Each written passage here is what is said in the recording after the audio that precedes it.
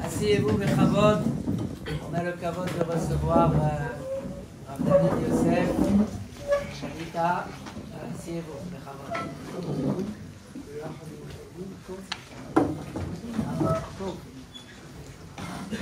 ברשות המרא דאתרא, ידידי הגאון הרב יצחק שניאור שליט"א, שברוך השם הוא הקים כאן מקום של תורה, ברוך השם מקום שיושבים ולומדים, לא רק מתפללים אלא גם לומדים תורה. אני רוצה לברך אותו שבכל אשר יפנה ישכיל ויצליח, יעלה מעלה בתורה ויראת שמיים, להפיץ מעיינותיו חוצה, להגדיל תורה ולהדירה, ונחת מכל יוצא חלציו, בריאות טובה, שנים ושנים, אמן כן יהי רצון. אנחנו השבת נקרא בעזרת השם פרשת אמור. הפרשה מתחילה אמור אל הכהנים ואמרת עליהם. הפסוק לכאורה יש כאן כפל לשון, אמור ואמרת. אומרים חז"ל, אמור ואמרת, להזהיר גדולים על הקטנים. זאת אומרת, אנחנו לומדים מכאן שגם כהן קטן אסור לו להיטמע. האבא שלו מצווה לשמור עליו שלא ייטמע. יש מחלוקת פוסקים, אשת כהן שהיא בהיריון ואולי יש לה בן, אז השאלה היא מותר לה ללכת לבית הקברות. יש הרבה פוסקים שכותבים שזה אסור, אבל זאת אומרת פה זה דין מיוחד שהגדולים צריכים לדאוג על הקטנים. עכשיו בתורה יש לנו שלוש מצוות יש שהתורה אומרת להזהיר גם על הקטנים, אבל באופן כללי בכל המצוות שבתורה הקטנים לא מחויבים מהתורה, אלא חכמים באו וקבעו שהאבא צריך לחנך את הבן שלו לתורה. יש מצוות חינוך. כאן זה שונה מכל שאר המצוות. כאן יש מצווה מהתורה, זה לא רק חכמים אלא התורה באה ואומרת שהגדולים צריכים להיזהר על הקטנים. Alors dans la paracha de cette semaine, Emor ve'amarta, donc Rashi dit que c'est on avertit les grands pour les petits. Ça veut dire que les parents sont responsables que les enfants Kohanim ne rentrent pas dans un cimetière. Il y a même une question de halakha, est-ce qu'une femme enceinte, est-ce qu'elle peut rentrer dans un cimetière? Une femme d'un Kohen. Pourquoi? Parce que dans cette mitzvah particulièrement, dans toutes les mitzvot, il y a l'éducation. Le chinour, c'est une éducation, c'est pas une mitzvah, c'est pas une interdiction de la Torah. Il y a trois endroits particulièrement où la Torah impose au père une interdiction minatora, que son fils de surveiller son fils, que son fils ne se rend pas impur. Et on verra c'est quoi les autres. השאלה נשאלת, למה? למה דווקא כאן התורה מצווה להזהיר גדולים על הקטנים? מה אכפת לנו? הקטן, הוא אין לו דעת, הוא לא חייב במצוות, שיטמע, אחר כך כשהוא יבוא הוא יהיה גדול, יעזו עליו בזמן בית המקדש, אפר פרה אדומה, והוא יטבול במקווה 7 ימים והוא יהיה טהור. למה דווקא בזה התורה רוצה שנחנך את הקטנים לא להיטמע? ממה נפשך? אם זה כל כך חשוב לחנך את הקטנים, אז למה בשאר המצוות התורה לא אומרת את זה? ואם באמת זה לא כל כך חשוב, אז למה כאן כן? מה נשתנה? המצווה הזאת מכל המצוות? Alors la question, c'est pourquoi dans cette mitzvah particulièrement? Si c'est tellement important, donc dans toutes les mitzvot, il aurait fallu interdire au père que son fils ne soit pas impur. Si c'est pas important, alors c'est comme toutes les mitzvot. Où est le problème dans cette mitzvah que le Kohen, le petit Kohen devient impur et quand il va grandir, on lui mettra la cendre de la para adoma et on le purifiera. Pourquoi ici la Torah insiste dans cette mitzvah, le père doit veiller que son fils ne devienne pas impur. Qu'est-ce qu'il y a de particulier? שמעתי פעם מאבי מורי, זכר צדיק וקדוש לברכה. הוא אמר כך, באמת, התורה לא מצווה עלינו חינוך, רק חכמים. על כל מצווה ומצווה אנחנו צריכים לחנך את הקטנים. עכשיו, למה התורה לא מצווה? כי באמת, טבע של ילדים שהם עושים מה שהגדולים עושים. הילד, הוא רואה שאבא שלו שומר מצוות, הוא שומר מצוות. הוא רואה שאבא שלו לא שומר מצוות, אז הוא לא שומר מצוות. הוא רואה שאבא שלו לומד תורה, הוא לומד תורה. הוא רואה שאבא שלו אוכל נבלות וטרפות, אז הוא אוכל נבלות וטרפות. חנוך לנער על פי דרכו, גם כי יסכין לא יסור ממנה. זאת אומרת, הוא רואה מה הגדולים עושים, והוא מתרגל. ככה לאט לאט הוא מתרגל, עד שהוא נהיה גדול, ואז זה בא מחמת עצמו. Il a entendu de son père, le Gaon, Rabbi Ovadia Yosef, Zecher Tzadik Vekadosh Libracha, que en fait la Torah elle nous impose pas l'éducation. Pourquoi? C'est que les Chachamim qui nous ont demandé d'éduquer les enfants. Parce que la Torah elle considère qu'un enfant il refait ce que son père fait. S'il voit son père faire les mitzvot, il les fait. S'il les fait pas, il les fait pas. Si son père il mange des tréfotes, il va les manger. S'il étudie la Torah, les parents suivent un petit peu ce qu'ils voient chez leurs parents. Donc en vérité, la Torah, sur toutes les mitzvot, nous a demandé de les accomplir et les enfants vont nous suivre. C'est Chachamim qui ont demandé l'éducation. לא כן הדבר במצוות טומאת כהנים. הרי אנחנו יודעים שלקבור מתים זה נקרא חסד של אמת. זו מצווה גדולה מאוד. אלה שמתעסקים בחברה קדישא, המעלה שלהם היא גדולה מאוד. זו זכות גדולה, זו מצווה ענקית. שהם הולכים והם מטפלים במת. כולנו הולכים להלוויית המת. יש מצווה ללכת להלוויה. אנחנו הולכים ללוויה, אנחנו מספידים את המת, ואנחנו עושים, אומרים קדיש, עושים כל מה שאנחנו יכולים לכבודו של המת. זה מצווה, זה נקרא גמילות חסדים. אבל הכהנים אסור להם ללכת בתוך 400 של המת, אסור להם ללכת לבית הקברות. התורה אסרה עליהם, חוץ ממקרה מיוחד, מת מצווה, שאין מי שיקבור אותו, מותר. אבל אם לא, הכהן יש לו איסור מהתורה. אם בתוך אותו בית שהוא נמצא יש מת, הוא חייב לצאת מיד. אם הבן אדם עומד למות אפילו, הוא צריך לצאת מיד. אני שמעתי פעם על הגאון הרב שלמה זלמן אוירבך. האבא שלו, רבי חיים אוירבך, הוא היה גדול מאוד בתורה, היה מקובל גדול.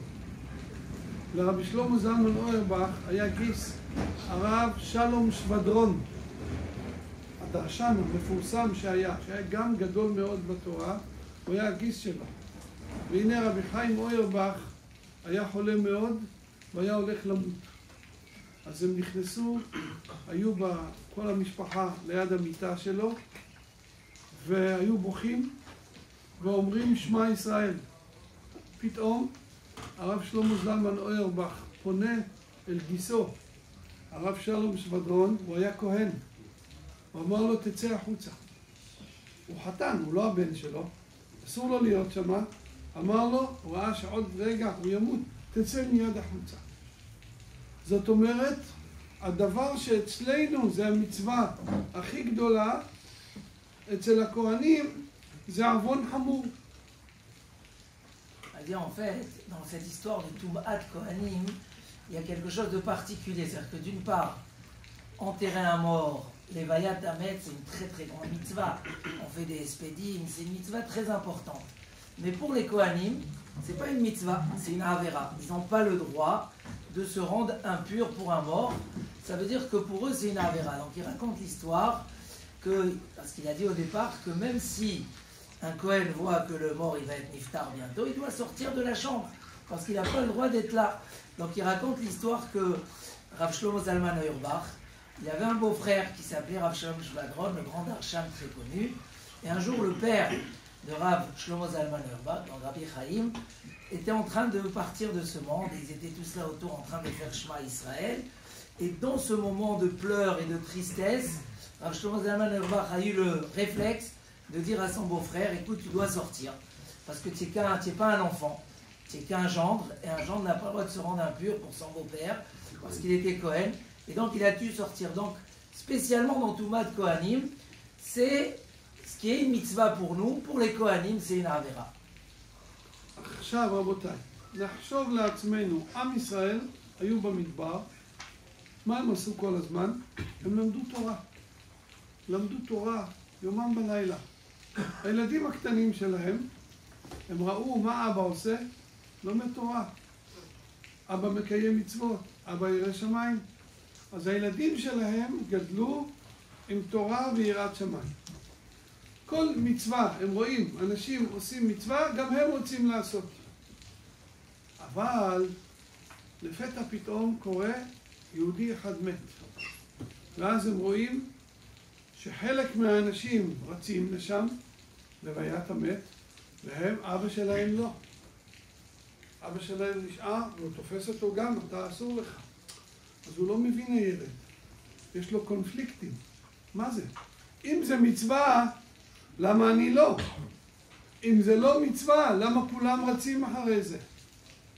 אמור ואמרת להזהיר גדולים על הקטנים. האבא פה צריך להסביר לילד. כשלילד יש קושיות, שיש דברים שזה לא מובן, אם אבא לומד תורה זה בסדר, אבא מקיים מצוות אין בעיה. אבל כשהוא רואה שזה לזה זה מצווה ולזה זה עבירה, פה האבא צריך להסביר לילד. זה מצווה, אבל לא לך. אתה כהן, לך זה אסור, הקדוש ברוך הוא קידש אותך, לכן אמור ואמרת להזהיר גדולים על הקטנים. En fait, la particularité ici, c'est parce que les Bnei Israël étaient dans le désert. Qu'est-ce qu'ils faisaient toute la journée? Ils étudiaient la Torah. Donc les enfants voyaient que du positif, que des gens qui font des mitzvot. Mais quand ça arrivait à Tumat Kohanim, c'est là où il y avait une question qui se posait chez l'enfant. Parce qu'il voyait tout le monde aller enterrer le mort dans le désert, et le père restait chez lui à la maison. Et là, il y avait un danger, parce que l'enfant ne comprend pas pourquoi son père ne va pas à faire cette mitzvah. Et c'est là où la Torah dit, tu as la responsabilité et la mitzvah envers ton fils, de lui expliquer. Quand il a des questions, c'est là où il faut savoir lui expliquer. Pour eux, c'est une mitzvah. Pour toi, c'est pas une mitzvah. עכשיו רבותיי, מזה אנחנו יכולים ללמוד הרבה מוסר על הזמנים שלנו. היום החינוך של הילדים הוא הרבה יותר קשה. לא רק שאתם פה חיים בין הגויים, לא רק זה. גם כשחיים בין היהודים, היום יש כל מיני בעיות של חינוך שלא היה בדורות קודמים. גם כשאני הייתי ילד, לא היה לנו את הבעיות שיש היום. לא היה לנו טלוויזיה, ברוך השם, לא היה טלוויזיה, לא היה טלפון סלולרי, לא היה את כל הטכנולוגיה שיש היום, כשאנחנו היינו קטנים, זה לא היה. אז למדנו, הלכנו לישיבה ולמדנו תורה, ואבא שלי היה רק מסתכל עליי, הייתי מפחד. ולא רק אני, ככה היה כיבוד אב, ככה אנשים מספרים שהיה במרוקו, בתוניסיה. אבא מסתכל על הילד, דרך ארץ. היום אם האבא ידבר לא יפה אל הילד, הוא יזמין לו את המשטרה. כן, היום העולם השתנה לחלוטין. השתנה לחלוטין. ולכן החינוך היום הוא מלא קונפליקטים, מלא בעיות שאנחנו צריכים להשקיע הרבה עבודה בחינוך. Aujourd'hui, on a ce chidouche-là, il a un message pour la génération d'aujourd'hui, parce qu'il y a des épreuves qu'il n'y avait pas avant. Il dit quand ils étaient enfants, il n'y avait que étudier, il n'y avait pas tous ces appareils, toutes ces technologies. Et donc automatiquement, c'était facile. Ça suffit que le père, il mettait un petit regard, où il regardait son fils, que le petit, il avait peur, il s'arrêtait. Et comme ça, c'était au Maroc, en Tunisie, partout. Les gens, ils racontent, il y avait ce respect-là, ils racontent que lui, quand son père, à peine lui faisait un petit regard, ça suffisait déjà pour qu'il... Donc, il y avait cette ambition, il n'y avait pas toutes ces épreuves d'aujourd'hui. Mais aujourd'hui, malheureusement, ils peuvent nous appeler la police, ils ont tout un monde, et donc aujourd'hui, la transmission, elle est beaucoup plus difficile, et il faut être éveillé à cette transmission. היום אנחנו שולחים את הילדים ללמוד בתלמוד תורה. הילד הולך לתלמוד תורה. יש אנשים ששולחים את הילד עם טלפון סלולרי. למה? למה הילד צריך שיהיה לו טלפון סלולרי? למה לילדים? אני לא מבין את זה. בכל מקום שאני הולך אני רואה לאט לאט יותר ויותר לילדים יש טלפון סלולרי. בשביל מה? בשביל מה? הוא הולך ללמוד בבית ספר, הוא לומד עם החברים שלו, הוא יכול ללמוד, הוא לא צריך את הדברים האלה. היום אנשים לא יכולים לחיות, לא יכולים לנשום בלי הטלפון הסלולרי. מישהו אמר לי, למה הקדוש ברוך הוא ברא לאדם פה אוזן ופה פה, שיוכל לדבר בטלפון? כן. עכשיו, יש אנשים שמחזיקים שניים כבר. וחושבים, אני נותן שיעור, בכמה מקומות אני נותן שיעור, אנשים יושבים, מה זה? מה זה? דרך ארץ. הרב מדבר אתכם, אתם צריכים להקשיב. אני הולך לכמה מקומות, פה ברוך השם אני רואה, לומדים אז לומדים. אבל יש לצערנו זה נכנס, מזל שיש לנו שבת. ברוך השם, שבת. אני מקווה מאוד שלא ימציאו איזה טלפון שיגידו אחר כך שגם מותר בשבת. אבל כל הדברים הללו זה היסח הדעת. עכשיו, בכל זה, התפקיד שלנו עכשיו לשמור על הילדים שלנו זה הרבה יותר. בטלפונים יש כל מיני דברים לא כשרים. יש דברים מאוד לא טובים. כל אבא ואמא חייבים לשמור על הילד. במחשב יש כל מיני דברים לא טובים. זה התפקיד שלנו לשמור על הילדים שלנו. Et voilà, aujourd'hui, donc on sait un peu, vous avez compris tous les problèmes qu'il y a avec les téléphones. Un enfant, il va à l'école, il a besoin d'un iPhone ou d'un téléphone. Il dit, je comprends pas pourquoi, c'est tellement dangereux, il y a tellement de problèmes dans ça. Il dit, même les adultes, voilà, quand ils donnent des cours, ils voient, à la place que les gens aient le respect du Rav ou écouter la Torah, ou à part, là, il dit qu'il est impressionné que personne touche son téléphone. Mais d'une manière générale, les gens devant le Rav, ils se déconcentrent, etc. Il dit, heureusement qu'on a Shabbat, parce que, voilà, au moins là, on arrive à se concentrer dans les cours. Il espère qu'ils ne vont pas faire sortir un téléphone qui est caché à Shabbat, parce que sinon, alors il dit, on est justement, il y a aujourd'hui toutes sortes de choses qui deviennent très difficiles, et surtout dans l'éducation, où il faut être très éveillé, parce que ces choses-là deviennent de plus en plus dangereuses.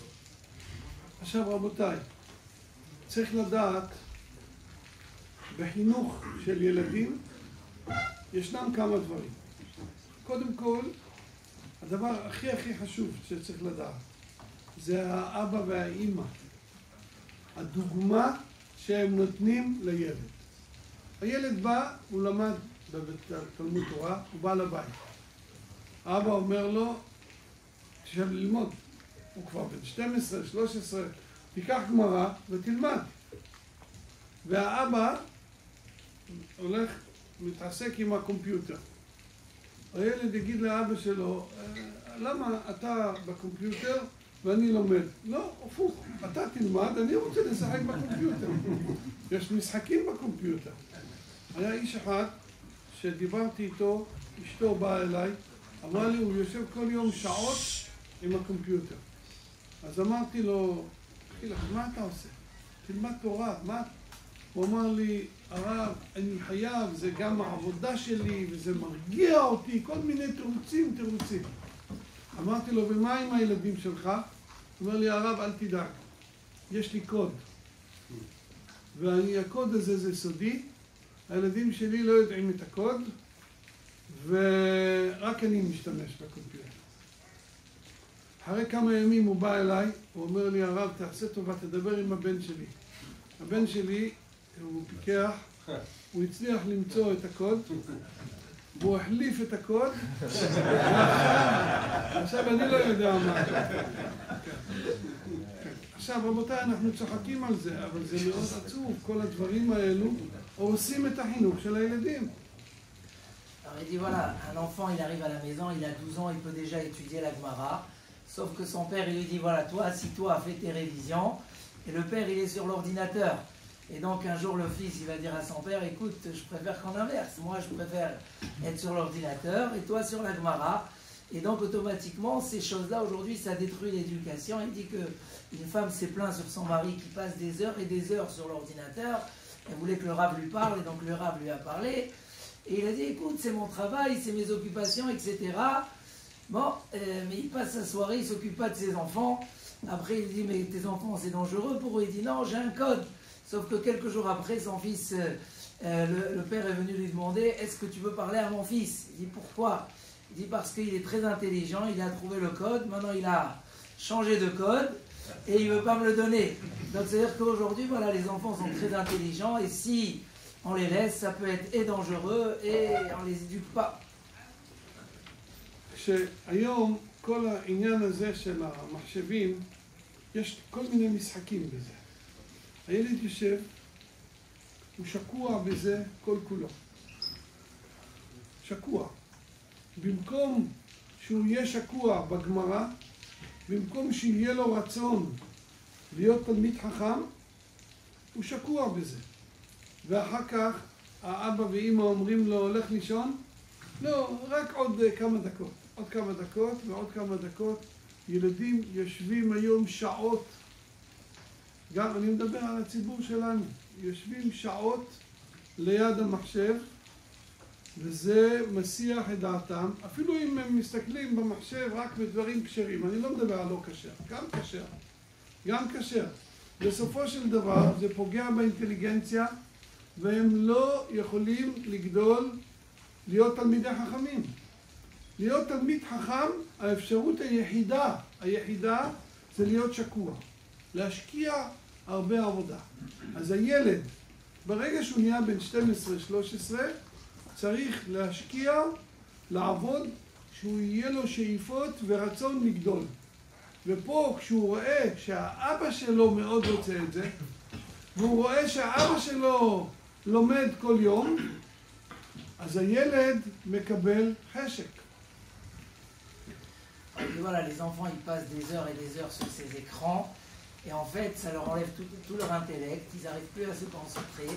Pour pouvoir devenir un Talmid Chacham, il faut être shakoua, il faut être investi, etc. Et ça lui enlève toute cette capacité de réussir. Et le fait de voir son père investi dans ces endroits-là aussi, évidemment que ça lui enlève l'envie de s'investir dans autre chose et donc ça lui enlève les chances de réussir. רבותיי, כל העתיד שלנו בדור הבא זה הילדים שלנו. אם הילדים שלנו ימשיכו תורה, מצוות ומעשים טובים, אז אנחנו ממשיכים, עם ישראל ממשיך כמו שהיה כל הדורות. אבל אם חלילה אנחנו ניתן לכל הדברים החיצוניים האלו להשתלט על החיים שלנו, ואנחנו רואים היום באמת, זה דבר מאוד לא טוב. אנחנו רואים מצד אחד יש יותר תורה, יש היום הרבה יותר ספרים, יש אנשים מבינים שצריך ללמוד תורה, מהצד השני יש גם ירידה, יש עלייה ויש ירידה. אנחנו צריכים כל אחד ואחד מאיתנו לדאוג שתהיה עלייה. ולכן, זה שאתם באים לכאן ואתם לומדים, זה חשוב מאוד מאוד. חשוב מאוד שהילדים גם ידעו מזה, שהאישה יודעת את זה, שהבעלה לומד תורה, הילדים יודעים אבא לומד תורה. אני רוצה להגיד לכם, כשאני הייתי ילד קטן, אני גדלתי אצל אבא שלי שהיה יושב יומם ולילה ולומד תורה. עכשיו היה לנו בית מאוד קטן, היה בכל הבית 4 חדרים, היינו 10 ילדים.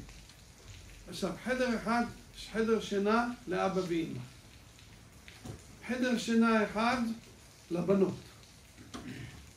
2 החדרים האחרים היו מלאים ספרים. מלאים ספרים. אז אנחנו הבנים היינו לוקחים מיטה מתקפלת, פותחים את המיטה וישנים שם. אני הייתי ישן בחדר שאבא שלי לומד. אז קודם כל אני ישן עם אור. אני לא יכול לישון עד היום, אני לא יכול לישון בלי אור, בגלל שככה היה מאז שהייתי קטן. עכשיו, אבא שלי היו באים אנשים שואלים אותו שאלות.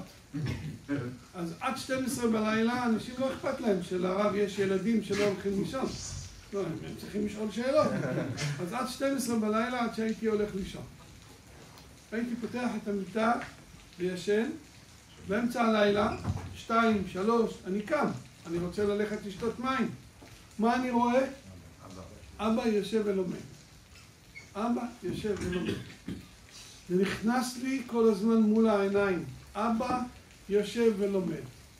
ואחר כך כשגדלתי, אנחנו היינו משחקים בבית, היינו משחקים בשקט. אבא לומד, אנחנו לא מפריעים לאבא ללמוד. גדלתי עם אהבת תורה. לגדול בצורה כזאת, אוהבים תורה, ורוצים להיות תלמידי חכמים. צריכים לשמש דוגמה לילדים שלנו. Alors il dit en fait, voilà, le message c'est que aujourd'hui la génération, d'une part il y a beaucoup de Torah, d'une part il y a beaucoup de dangers.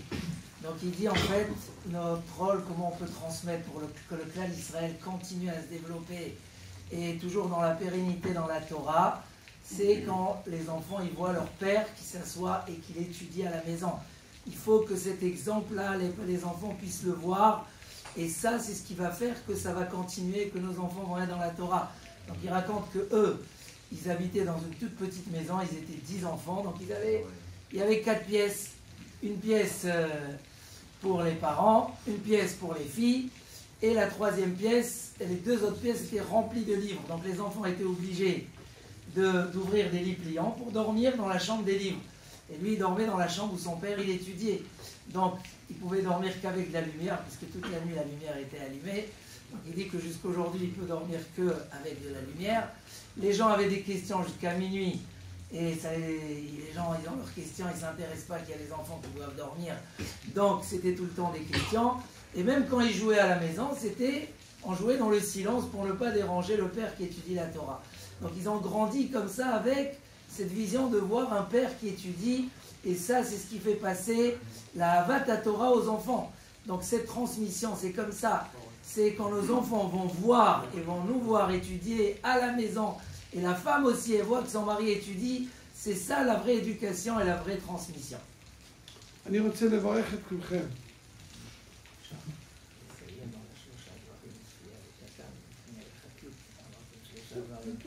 משהו קטן הלכתי. לא, תוסיפו אתם. העיקר, אני העברתי את ה... כן. אני מברך את כולכם. קודם כל, שתרבו נחת מכל יוצא חלציכם. תזכו לזרע קודש של קיימי, בנים ובנות לעבודתו יתברך, ותגדלו את כולם לתורה, לחופה, למצוות ולמעשים טובים. ניתן לכם הקדוש ברוך הוא שפע גדול של פרנסה טובה, בריאות טובה, אריכות ימים ושנים, שובע שמחות, כל אשר תעשו תצליחו, אמן כן יהי רצון.